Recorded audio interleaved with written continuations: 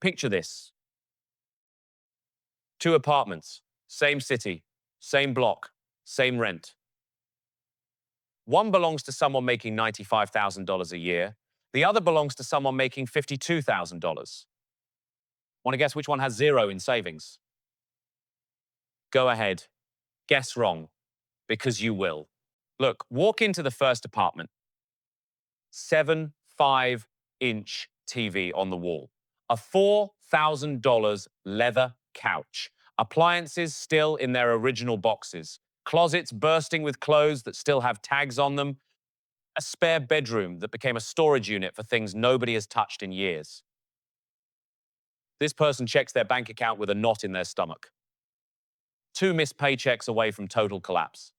Now walk into the second apartment. Space. A modest couch. 1 normal TV. A kitchen with exactly what gets used. This person opens their bank account with calm confidence. 18 months of expenses saved. 20% of every paycheck invested.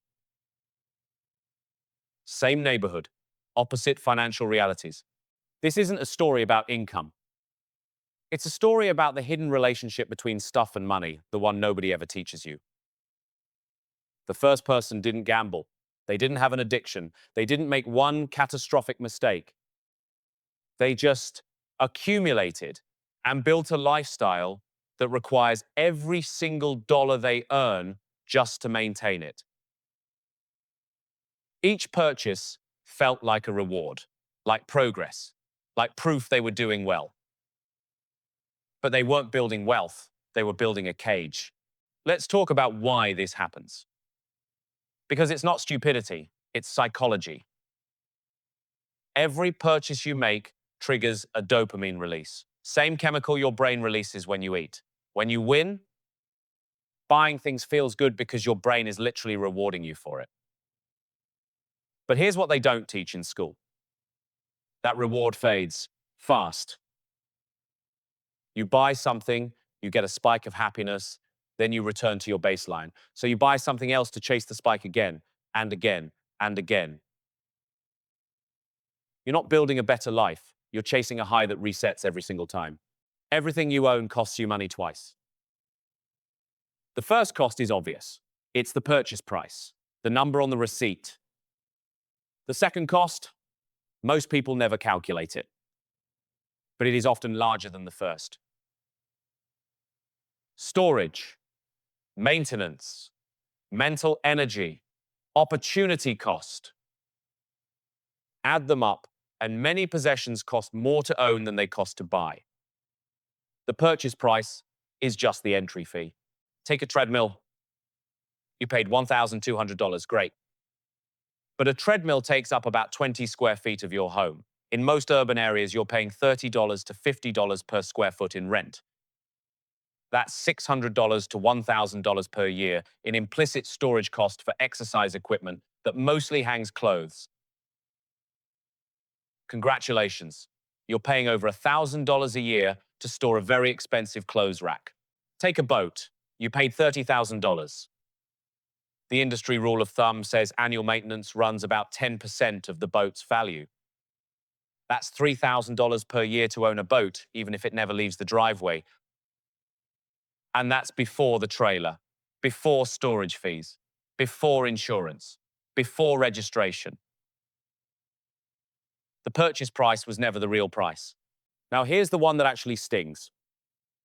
Opportunity cost. That $15,000 home gym sitting in your spare room. In index funds over 15 years, that's $50,000 or more. You didn't just buy a home gym. You bought a home gym instead of future financial freedom. That's what every unnecessary purchase actually is. Not an object, a trade. And most people are losing that trade every single time. Listen, the average American replaces their phone every 2 to 3 years, while the previous one still works perfectly. Over 30 years, that pattern alone costs $30,000 to $50,000 in unnecessary purchases. Apply upgrade culture across all categories: cars, furniture, appliances, clothing, and the lifetime waste easily exceeds $200,000. $200,000. Not from one bad decision, from thousands of small ones, each one feeling completely reasonable at the time. So here's the filter that changes everything. Cost per use. Before buying anything, estimate how many times you'll realistically use it. Divide the total cost by that number. A $200 jacket worn twice costs $100 per wear. A $400 jacket worn 200 times costs $2 per wear. The expensive jacket is cheaper, in every meaningful sense. The math destroys impulse purchases immediately. It cuts through marketing, emotion, and social pressure. It reveals what actually makes sense versus what just feels appealing in the moment. Now walk through your home. Look at each item you own and ask one question. If this disappeared today, would I spend money to replace it? Be honest. Would you replace the fondue set, the bread maker, the clothes you haven't worn in 18 months? For most items, the honest answer is no, which means they have negative value. They cost you space, mental energy, and maintenance without providing anything back. These items don't just clutter your home, they clutter your mind. And then there's upgrade culture. The TV works perfectly, but the new model has slightly better contrast. The phone is flawless, but the new release has a marginally improved camera. The car runs reliably, but the New Year's model has updated styling. These upgrades feel like progress. They are wealth destruction disguised as progress. Boredom is not a malfunction. The existence of a newer version is not a problem you need to solve. Human behavior follows the path of least resistance. If spending is easy and saving is difficult, you will spend. If saving is easy and spending is difficult, you will save. So engineer your environment. Delete the shopping apps. Remove stored credit card numbers from retail sites. Require a 2-4-hour wait before any non-essential purchase. Automate savings transfers on payday before you ever see the money. Don't trust willpower. Willpower depletes. Environment is constant. Design the system so the right choice is always the easy choice. The 2-4-hour rule alone eliminates roughly 70% of impulse purchases. Most desires for objects simply fade within a day, if not acted upon immediately. You don't need discipline. You need a clock and the patience to wait for the want to disappear. Count your possessions. I know, sounds obsessive. Do it anyway. Pick a category.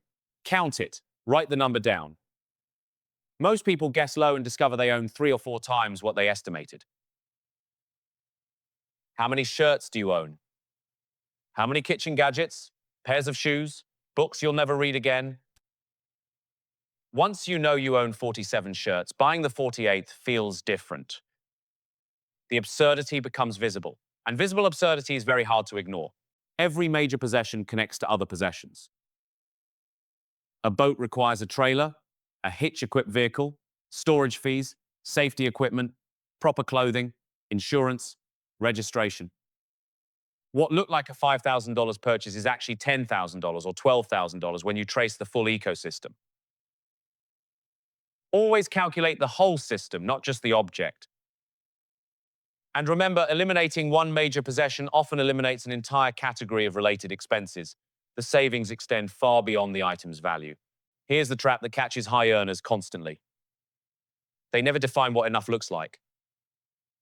So income increases, lifestyle expands to match, the new lifestyle becomes normal. They need another income increase to feel progress.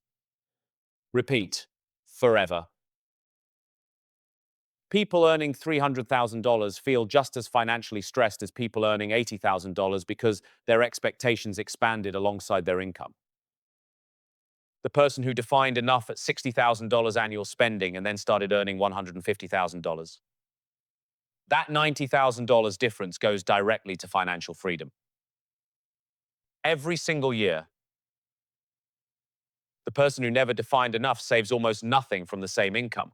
Minimalists measure wealth differently. Not by what they have, by what they can choose. Can you leave a job that's destroying your mental health? Can you take 6 months off for a family emergency? Can you say no to work that pays well but compromises your values? That is wealth. The person earning $200,000 but spending $195,000 has zero optionality, chained to their income requirement. The person earning $80,000 but spending $45,000 has extraordinary freedom. Each purchase isn't just exchanging money for an object. It's trading optionality for possession. Most of the time, that is a losing trade. 2 cycles. The first, spend everything, create insecurity, spend more to feel better, deepen the insecurity, repeat until something breaks. The second, spend less, save more, build security, reduce the emotional drive to spend, save more freedom. Each turn of the virtuous cycle reinforces the next. The choice between these 2 cycles determines your financial trajectory more than your income ever could. High earners trapped in the first cycle build nothing. Modest earners riding the second cycle build everything. That apartment with 18 months of savings and zero financial anxiety, it doesn't belong to someone with exceptional income. It belongs to someone with exceptional clarity about what actually matters. The other apartment, the expensive one, the impressive one, the one with the $4,000 couch and the still boxed appliances, belongs to someone who never questioned one assumption: that more stuff equals better life. Both lifestyles are available to you right now. Regardless of what you earn, the only question is whether you want to own your possessions or whether you're comfortable letting your possessions own you. The math strongly favors the first option. So does the peace of mind